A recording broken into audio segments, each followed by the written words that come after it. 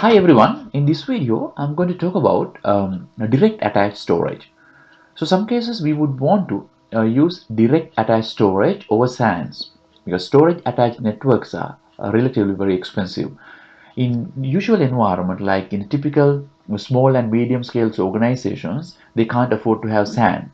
But we can use existing storage within the network configured as a direct attached storage. So once you do that, you can use a remote server or the storage within the network and to be able to connect to the server as even storage. Let's see how we can configure iSCSI remotely attached storage. iSCSI is a protocol that supports access to remote SCSI-based storage devices over TCP/IP. So data will be transferred using TCP/IP network. So for that we need TCP or IP network, and then we would need iSCSI targets, initiators, and iSCSI IQN to be able to uniquely identify iSCSI storage to the target.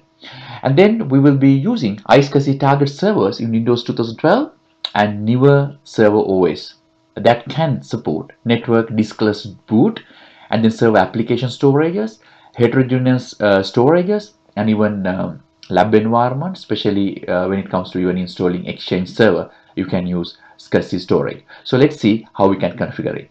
This is my lab environment where I have two servers. One is Exchange server. In this server, I would need more storage. So let me just show you the storage in this network. So if you go into disk management, I would show you the available servers here, but the sizes. So I have 127 GB basic disk, and then the other server is going to be my domain controller. If you look at this server, we would have if you go into disk management, again we have 127 GB drive. So what I want to do is I just want to create use this storage space to be able to use as a directly attached storage on my Exchange server. I'm gonna go to my server manager in target server, let it load first. So once it's loaded up, you would see I have file and storage services. Under that I have iSCSI. But if you notice, it has not installed iSCSI target server.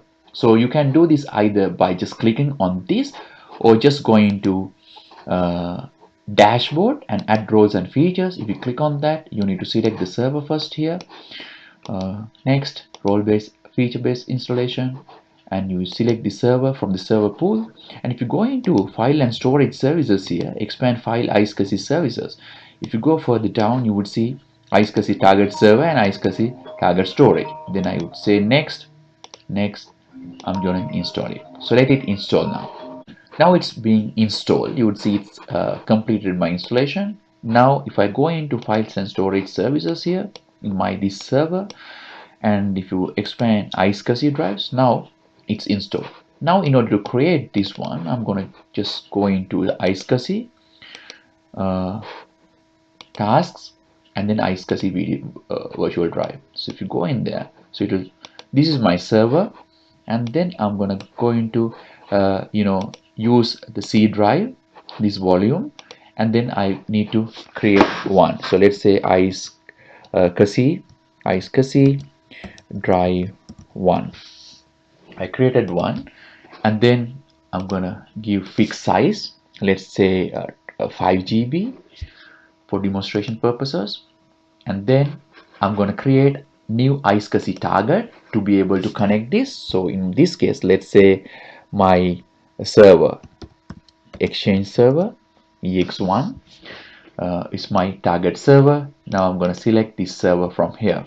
If you go in there, my target server would be EX1, right? So I'm going to check this name. Now it's created, right? So now it has created. It will create the target server here. So this is my IQN number, which is a unique number, unique name, or the unique address to be able to connect my target server to the storage. So let's click on next. And if you want to configure CHAP or the password connection or the authentication, so you can use them. If not, I can just create it. So I created my first drive. It's done now. Let me create another one. Let's go to task again, new iSCSI drive, again same drive, next, and then this time I'm gonna say iSCSI drive 2. Next, click on that, and the fixed size again I'm gonna create 5 GB one, and then the same one. Now I don't have to create any server, it's already there. Click on create, so it will create another drive, right? So it will be there, and if you see, it's under C drive, iSCSI device disk. And if you go into the file explorer, so you would see these two drives. So if you look at here, if you go in there, so these are my two drives. You would see iSCSI drive 1 and iSCSI drive 2. Those are virtual hard drives. So that's it from here. Now let's go to my initiator, or the server that I want to connect this.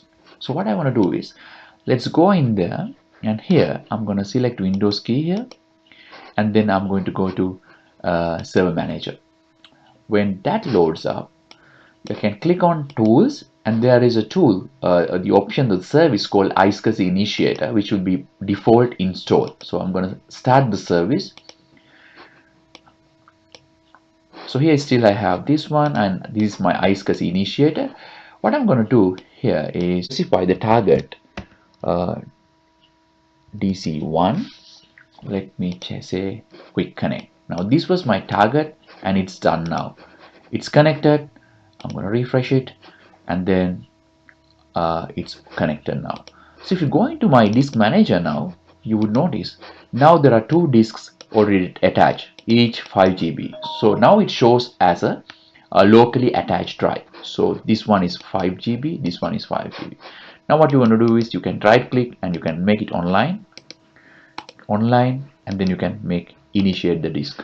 So these are two drives, and if you want to select MBR, you can select it. GPT, you can select it. I'm just gonna select MBR.